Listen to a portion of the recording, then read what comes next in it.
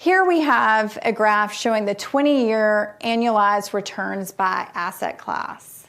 And as you can see, stocks had returned 9.9%, bonds 6.2%, gold 5.8%, oil 5.6%, international stocks 5%, and homes 3.1%. The average investor, 2.5%. Now, how is that possible if all these asset classes outperform the average investor?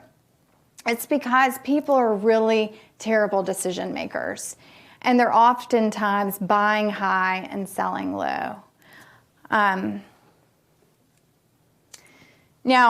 I'm a really good Southern girl, and I was raised on a diet of BLTs.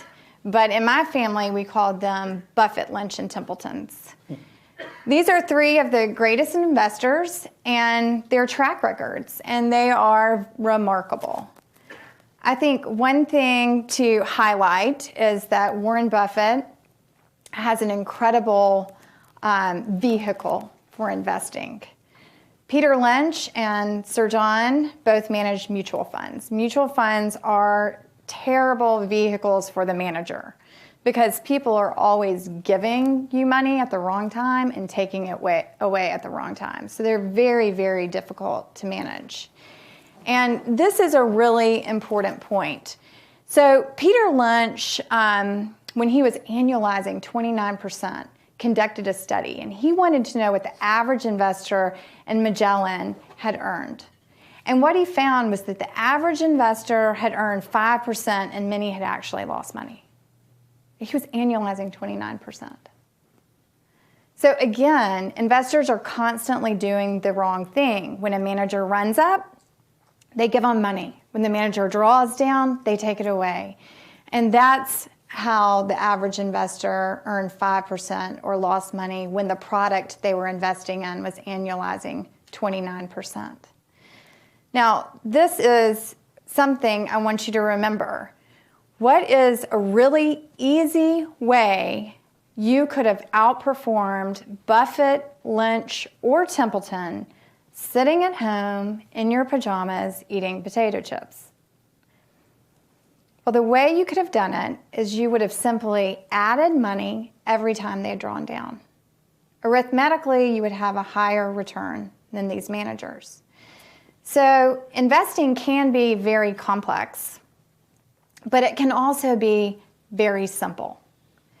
And I always tell our investors when they walk through the door, this is a partnership. I am a tool in your toolbox. But if you give me money after I've had a big run up and you take it away when I draw down, together we're going to produce a really poor return. So the investor has some responsibility in this. If you're not good at controlling yourself, you should use a dollar cost averaging program or something like that to remove your emotions from that process. But I think that's really, really important to remember. So you can invest with the best manager in the world, but if you can't control yourself and you're constantly putting in money at the wrong time and taking it away at the wrong time, you're going to have really poor returns. But there is a reason for your poor returns, and you all have an excuse for your lousy investment returns. That should make you feel pretty good. There's a biological reason for this. So researchers at the University of Pennsylvania have found that the human retina can process 10 million bits of information per second. This is about the capacity of an Ethernet connection. Your other senses add about 1 million more bits of information per second. So the total bandwidth of the human brain is about 11 million bits of information per second. But the human, only about 40 bits of information make it to the human conscious. So the way the brain works is it's typically taking this information in and processing it in a region known as the prefrontal cortex. The prefrontal cortex is involved in decision making, complex cognitive behaviors, self-control, but it's very analytic. and it's a very slow part of your brain. So when you think of the brain, you can think of the brain as sort of taking in information through a fire hydrant.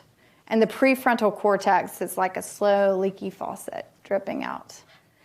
Now, when your eyes and ears sense danger, or if you turn on CNBC and the market's crashing and they've always got this fabulous music playing in the background to really heighten your anxiety, the problem is that your brain bypasses the prefrontal cortex and sends information to an area called the amygdala. And the amygdala controls your fight or flight response.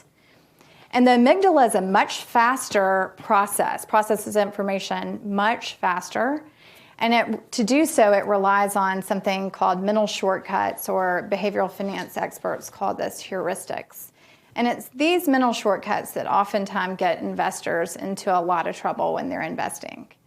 So I think reading about behavioral finance is really fascinating, and there are a lot of books out there, and I would encourage you to pick one up and read about it, because once you're aware of these mental biases, you actually become a better investor.